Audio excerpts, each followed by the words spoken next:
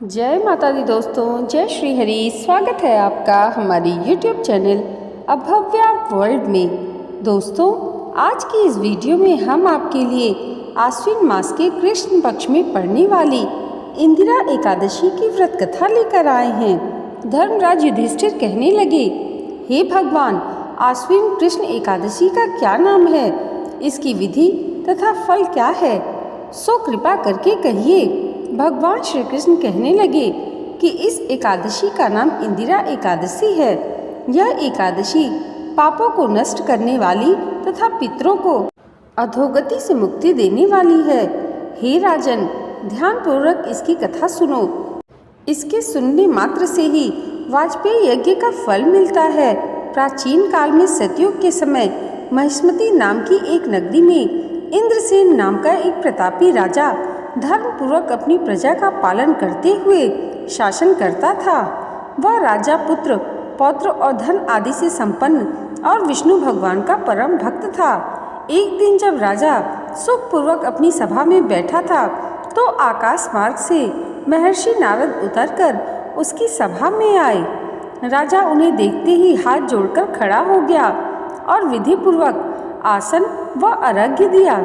सुख से बैठकर मुनि ने राजा से पूछा, हे राजन, आपके सातों अंग कुशल पूर्वक तो हैं, तुम्हारी बुद्धि धर्म में और तुम्हारा मन विष्णु भक्ति में तो रहता है। देवर्षि नारद की ऐसी बातें सुनकर राजा ने कहा, हे महर्षि, आपकी कृपा से मेरे राज्य में सब कुशल है तथा मेरे यहाँ यज्ञ कर्मादि सुकृत हो रहे हैं। आप कृपा करके अपने आगमन का कारण कहिए।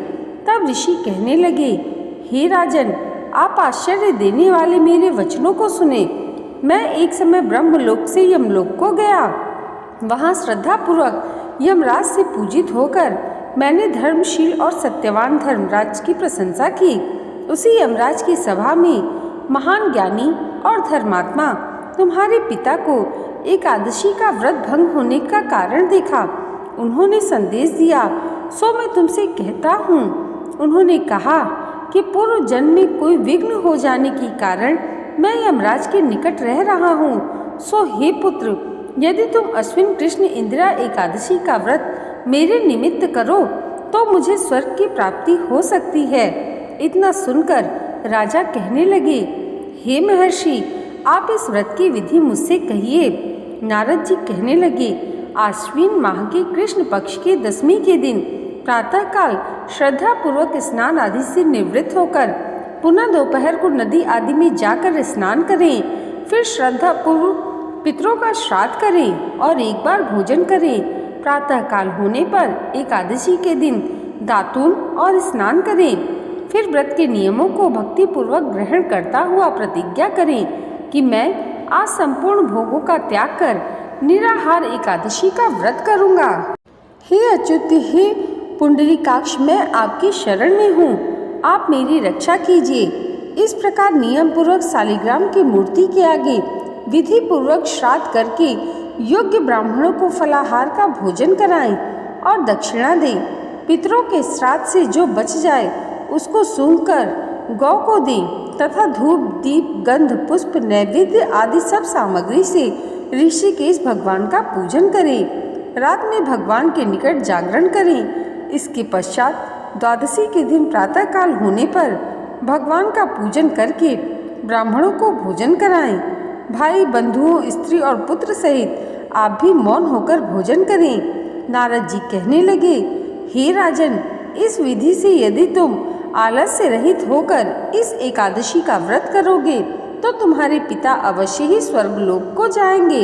इतना कहकर नारद जी अंतर ध्यान हो गए।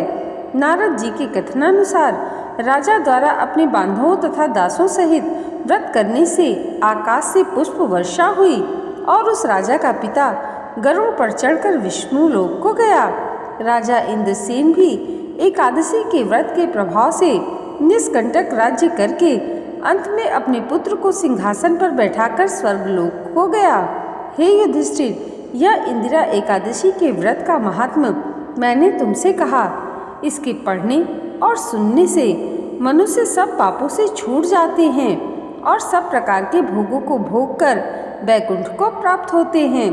बोलिए श्री विष्णु भगवान की जय, श्री एकादशी माता की जय। दोस्तों, आज की ये वीडियो अगर आपको अच्छी लगी हो तो कमेंट बॉक्स में जय विष्णु भगवान ज़रूर लिखिएगा और इसे लाइक और हमारे चैनल पर पहली बार आए हैं तो सब्सक्राइब करना मत भूलिएगा।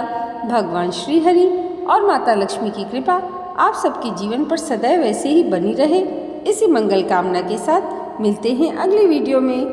तब तक के लिए जय माता दी, जय श्री हरि।